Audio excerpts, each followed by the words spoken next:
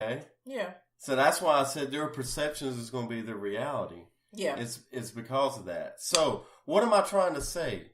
When you look at my boys or my daughter, they have those characteristics. Like you could literally look at them and think, okay, they're biracial, or they're Latino, or they could be Arab Americans, or they could be Native Americans. But that's the thing. We get so wrapped up, right, in sizing people up when we meet them. And obviously that's the first thing you're going to see is their skin tone, right? And that's the thing you got to think about is when you're looking at people's characteristics. And I'm sorry, when it comes to minorities, you're going to automatically think, okay, what is this person? In a perfect world, we'd be like, does that really matter, right? You know, we're all human. All those cliche things you hear people say. But the fact of the matter is, race does matter because it's part of how people size you up when they first meet you. This is true.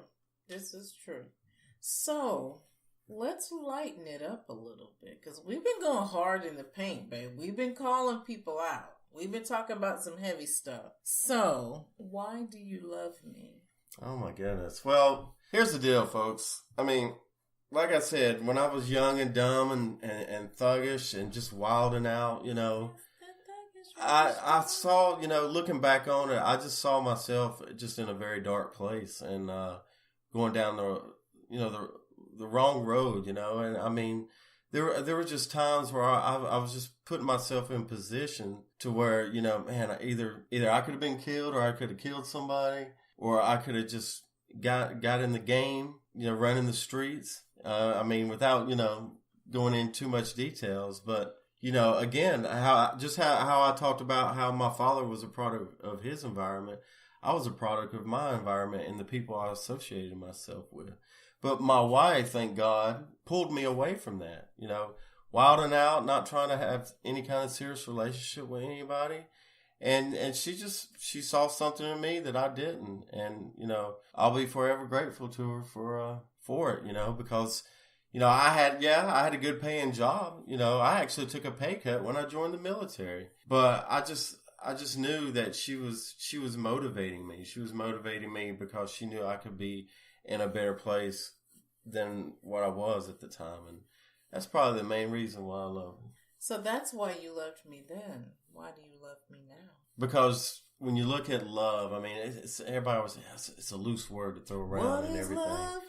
But I just look at the roller coaster we had after 25 years and the fact that we can still look at each other and still have that vibe, you know. And it's to this day, I kid you not, everybody, it hasn't died out. It's just, I truly love her. I'm still affectionate with her every day. And y'all, he always wanted to grab my booty, y'all. Well, yeah, I've always been a booty grabber. So when it was allowed, you know, nowadays you never know what could happen. But I don't have to worry about that, right? I was going to say, where are you going with that? Whose booty you grabbing? Let me tap dance a little bit and rephrase and clarify what I was about to say. Got a river dance all over this damn house.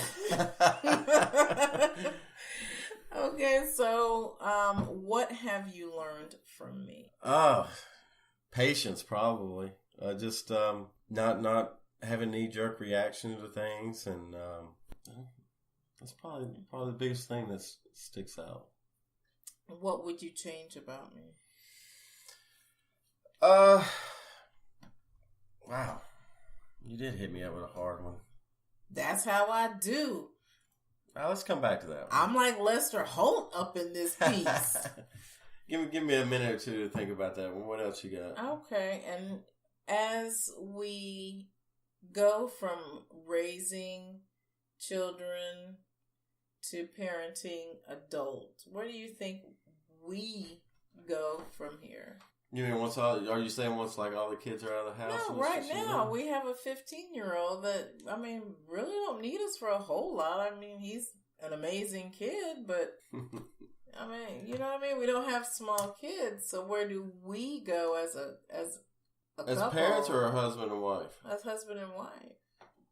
We do the things, I think, in the future here the near future. Sorry about that. Making too much background noise there. I say we do the things, that we didn't get to do over the years because of my military commitments. Do some traveling. Me, I'm all about culture and learning about things that go on around the world. It's obviously part of the lifestyle and the subculture of being in the military is you get to go to places and learn about, how things are there. Just doing things together, hobbies. I know just this past summer, we did the garden boxes together, trying to find, some hobbies here and there that we could do together. Let me tell you about this garden box. We took some seeds and we said sprinkle, sprinkle, and be free. If y'all would have seen this garden box, like no thought about like how things grow, their timing, all that stuff. It was good, but it was crazy. Yeah, it looked great in the beginning. I still have pictures of how it looked when everything first sprouted, but yeah. It's one of those trial by error. I mean, everybody's been there, right, when they first do the garden. So absolutely. But the point is doing things, having more hobbies, things to do together. Yeah. Meeting other couples, not just being able to podcast, but being able to dialogue with other couples and kind of get feedback from them and their point of views. Yeah. So don't think you're getting. Go back to the question that I asked you. What's the question again?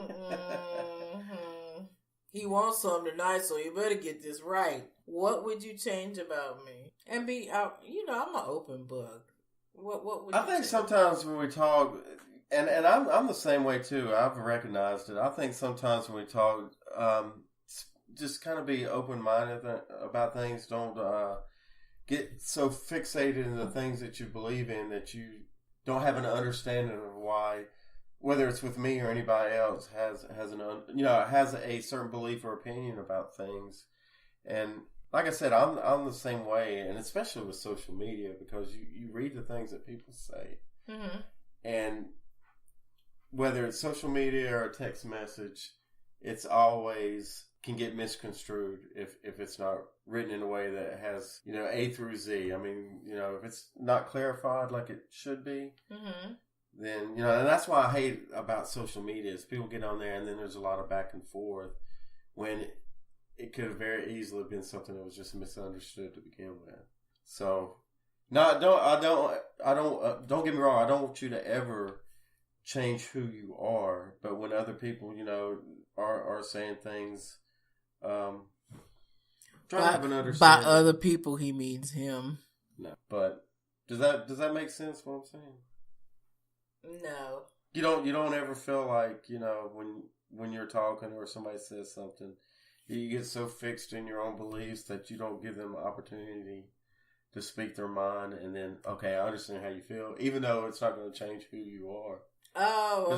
Because you can get pretty fired up about some things, and then it's like, slow your roll a little bit and let them say their piece and have an understanding. You don't have to agree with them, but, it's okay. See, that's the thing, folks. In America, we have that right. We have a right to disagree and not necessarily, the thing is we don't agree with somebody, but then we don't respect them either because we get so wrapped up in our own belief that, it's okay to disagree with somebody without making it so daggone personal. And that's what you see. Depends on what it is. It does, because I understand once somebody makes it personal, then you're going to get the same back in return.